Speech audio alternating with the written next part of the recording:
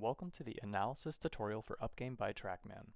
After getting familiar with round entry and submitting a few rounds, we can now dive into the cumulative analysis section. Here we are given a rich variety of statistics centered around the system of strokes gained. Upgame pulls its benchmarks from the PGA and LPGA, but what's special here is that we can personalize this data to every player's golf game. In the top right-hand corner, we find our filter option. Activating this filter makes changes to a player's entire cumulative analysis. Here we can separate our tournament performances from practice sessions, but we can also pull from more specific dates as well. If a player just wants to see how they fared up last season, you just need to plug in the beginning date and end date and press apply. Round criteria is an additional option where we can take 5 to 20 of our best, worst, first or last rounds and compare that data as well. But it gets even better. Understanding the benchmark graph is relatively simple. Our cumulative strokes gained is displayed above, and we can also see how we perform in the four main categories below. If we press that drop-down arrow, we enter a menu to switch strokes gained profiles. First, we see the global benchmarks. This is useful if a player wants to see how their game compares to differing benchmarks of the top 50 players in the world. However, a player can also take their current strokes gained and compare it against their own filtered performances. Since we are already familiar with these filters we activated from the cumulative analysis, let's take a look at how we can put this all to good use. We're simply going to compare how we perform in tournament rounds compared to our practice rounds. So we go back into the main menu and up to the filter. We pull that data only from practice sessions. Now we see that the left column displays our strokes gained in practice sessions. Now going back into the drop-down menu, into performances and selecting tournament and pressing compare, we can now see that on the right side there is a significant difference in how we perform under pressure compared to a more relaxed time at the golf course. Now, as we progress through the cumulative analysis, we need to bring back all the rounds, so we just simply go back into the main filter and press on any activated filters to deselect them. Heading down the menu, we first see a summary of our key numbers, driving accuracy, as well as the average driving distance. Those blue lines represent the tour averages. There is, however, much more. Click on View Details and we're given a 4-page list of key statistics. The first page outlines specific aspects of scoring, and the second page gives us details about our accuracy all the way up to the green. The third page is all about our short game numbers, more specifically the percentages in proximity to the hole, and the fourth page is naturally about putting and conversion rates from different distances. Back into the main page, the next category we get into is scoring, which will just show us a summary of our over or under par averages on the 3 different hole pars. Below that section, we get to the summary of traditional stats, greens in regulation, scrambling, and our average putts per green in regulation. And the next summary will be a bar graph showing the trends of strokes gained over time. But now we can get more specific about the 4 areas of our game. Scrolling down, we see the tee analysis graph.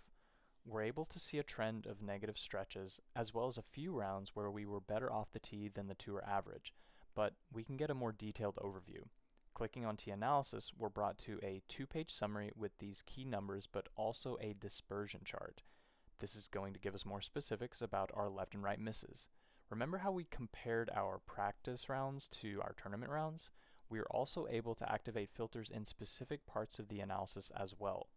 At the top we see that once again, round type, the criteria, and time are available, but additionally we have distance ranges and hole pars. Here we can go ahead and get a detailed look at how off the tee performance looks on par 5s. We'll click on the drop-down bar and select par 5s. And now we have an overview of how dispersion looks on that hole type. But let's get even deeper. On the bottom we see add comparison. Here we are going to build a comparison of our par 5 tee shot performance in practice rounds against tournament rounds. For the first chart, we select round type as practice. Now we select add comparison at the bottom, and a new dispersion chart appears, and we can filter this one to display par 5 performance in tournament rounds.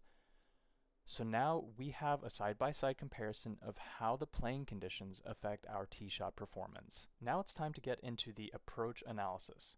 Since approach shots range from 50 to 250 plus yards, a player can get to understand a lot about their game from this section. Firstly, we see how performance progresses over time in the strokes gained bar graph, but diving into the analysis, we see things like the average distance to the pin, our green hit percentage, and our average approach length. The next page is, however, the most beneficial.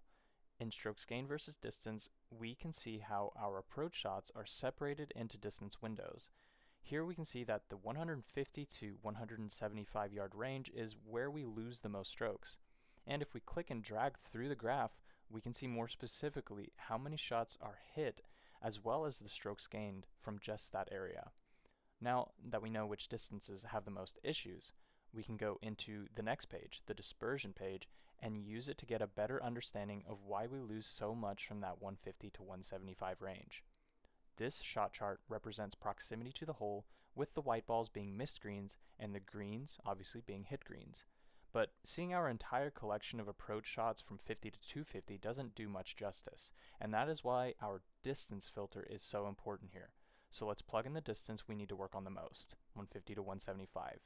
And now we see that there is a trend with many of these shots missing short and right. So it's now up to the player to take a deeper look into why it's happening. With these filters, players can now get pointed in the right direction, not just based on scores and club choice, but with a detailed analysis of shots they plug in on data entry.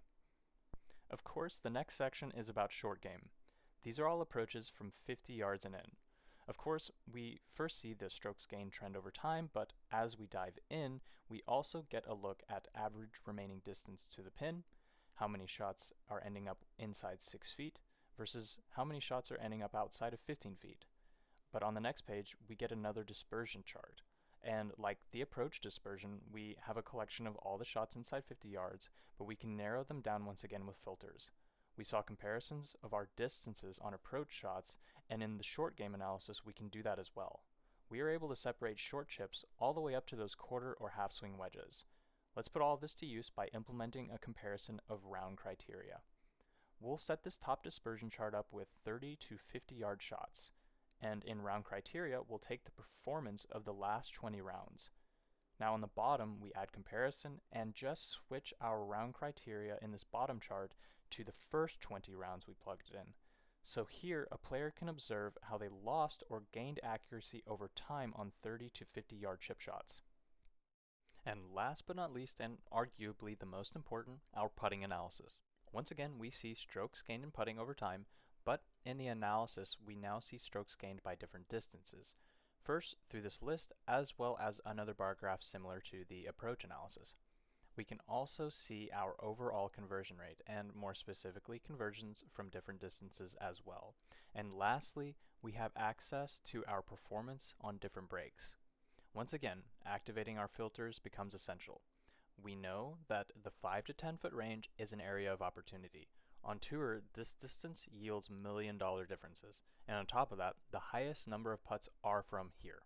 We already know that raising that conversion rate obviously helps, but taking a look at our direction page and filtering out that distance range is how we're going to get a closer look at why more strokes here are lost. Looking at all putts, we see that uphill right to left breaks are averaging the least at minus 0.37. But now let's see how 5 to 10 footers look. At the very right, we have the distance filter, and we're going to select that 5 to 10 foot range. So here we can see that the issues still exist on breaking uphill putts. We now have a better idea of what we can integrate into our practice sessions, but we can also see that downhill putts are actually on the plus side, which means we can resort to this as a strength and feel more comfortable about leaving ourselves above the hole on approach shots as well as lag putts. The analysis section is a lot to take in, but what a player is able to pull from that data is vital to the understanding of their strengths and opportunities to improve. And the more rounds they plug in, the more information they have to depend on. If you have any questions about Upgame's analysis section, leave a comment down below and make sure to check out our other videos. Thanks for watching.